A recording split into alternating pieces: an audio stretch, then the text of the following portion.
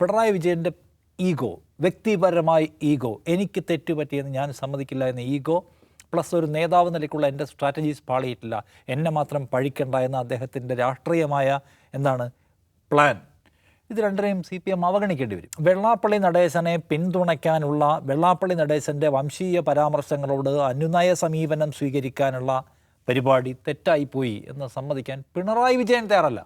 Party പിന്നെയും തയ്യാറാണ്. Party പറയുന്നു അത് തെറ്റായിപ്പോയി, അത് മുസ്ലിം വിരുദ്ധ പ്രസ്താവനയായിരുന്നു, അതിനകത്ത് ശക്തമായ പ്രതികരണം ഉണ്ടായിട്ടില്ല എന്ന് പറയുന്നു. സംസ്ഥാന കമ്മിറ്റി ഓൾട്ടർ ചെയ്ത, അമെൻഡ് ചെയ്തിട്ടുള്ള സ്റ്റേറ്റ്മെൻറ്റാണ് ആര് വായിക്കുന്നു ഓർക്കണം, പാർട്ടി സെക്രട്ടറി വായിക്കുന്നത്. എന്ന് വെച്ചാൽ സംസ്ഥാന കമ്മിറ്റിയുടെ പൊതുവികാരം അതാണ്. സംസ്ഥാന കമ്മിറ്റിയുടെ പൊതുവികാരത്തിനപ്പുറം പോയിട്ട് അതിൽ തെറ്റൊന്നും പറ്റിയിട്ടില്ല എന്ന് പറയുകയാണ് പിണറായി വിജയൻ. എനിക്ക് നേതാവെന്ന നിലയ്ക്ക് തെറ്റിയിട്ടില്ല എന്ന് അദ്ദേഹം സ്ഥാപിക്കാൻ ശ്രമിക്കുന്നു. തൻ്റെ നിലനിൽപ്പിനായിരിക്കാം. രണ്ട്, അദ്ദേഹത്തിൻ്റെ ഈഗോ. ഇതിന് മുമ്പ് ഞാൻ പറഞ്ഞിട്ടുണ്ട്, അതായത് പിണറായി വിജയൻ തനിക്ക് തെറ്റിയെന്ന് സമ്മതിക്കാൻ പോകുന്നില്ല. നിങ്ങൾ ഈ സമീപകാലത്ത് എപ്പോഴെങ്കിലും ദിവ്യയുടെ ജേർണലിസം കരിയറിൻ്റെ കാലത്ത് എടുത്ത് നോക്ക്, പിഴച്ചുപോയി എന്നൊരു വാക്ക് പിണറായി വിജയൻ പറഞ്ഞ് കേട്ടിട്ടുണ്ടോ? തെറ്റിപ്പോയിന്ന്.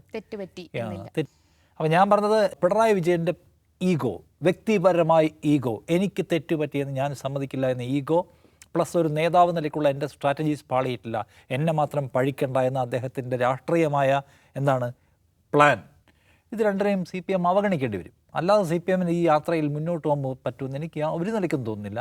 പിണറായി വിജയനോട് നിങ്ങൾ 30 വർഷം നൽകിയ സേവനങ്ങൾക്ക് ഈ പാർട്ടി കടപ്പാടും കൂറുള്ളവരാണ് എന്ന് പറയുകയും, ഇനി പിണറായി വിജയൻ പറയുന്നത് അതിൻ്റെ അടിസ്ഥാനത്തിൽ മാത്രം ആ പാർട്ടിക്ക് തീരുമാനമെടുത്ത് പോകാൻ കഴിയില്ല, അതിനപ്പുറമുള്ള വിശാലമായ ആലോചനയിലേക്ക് പോകേണ്ടി വരും.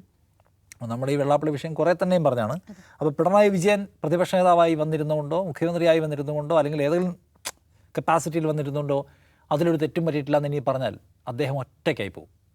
പാർട്ടിയിൽ പോലും ആ മനുഷ്യന് ഒറ്റയ്ക്കായി പോവാണ്. സോ അതുകൊണ്ട് അദ്ദേഹത്തെയും മറികടന്നുകൊണ്ട് പോകാൻ, ഞാൻ അതാ പറയുന്നത്, പിണറായി വിജയനെയും മറികടന്നുകൊണ്ട് പോയി ശരിയായ ഒരു തീരുമാനവും ശരിയായ ഒരു തിരുത്തൽ പ്രക്രിയയിലേക്ക് പോകാൻ ആ പാർട്ടി കഴിയട്ടെ എന്നാണ് ഞാൻ ആ കാര്യത്തിൽ കാണുന്ന കാര്യം.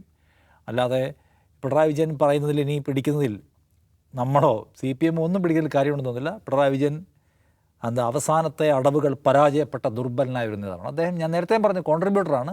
അവസാനം അദ്ദേഹം എടുത്ത എല്ലാം പാളിപ്പോയതാണ്. പാർട്ടിക്കും ഗുണം ചെയ്തില്ല, നാടിനും ഗുണം ചെയ്തില്ല. സോ അദ്ദേഹം അവസാനം വീണ്ടും വരുന്ന ഈ പറയുന്ന ഈ ജസ്റ്റിഫിക്കേഷൻ, തെറ്റിയിട്ടില്ല, പാളിയിട്ടില്ല, നമ്മളതിനെ എന്ത് ചെയ്യണമെന്നാണ് ഏറ്റവും റെസ്പെക്റ്റോടെ അവഗണിച്ച് പോകണം ആ പാർട്ടി എന്നാണ് ഞാൻ പറയുന്നത്.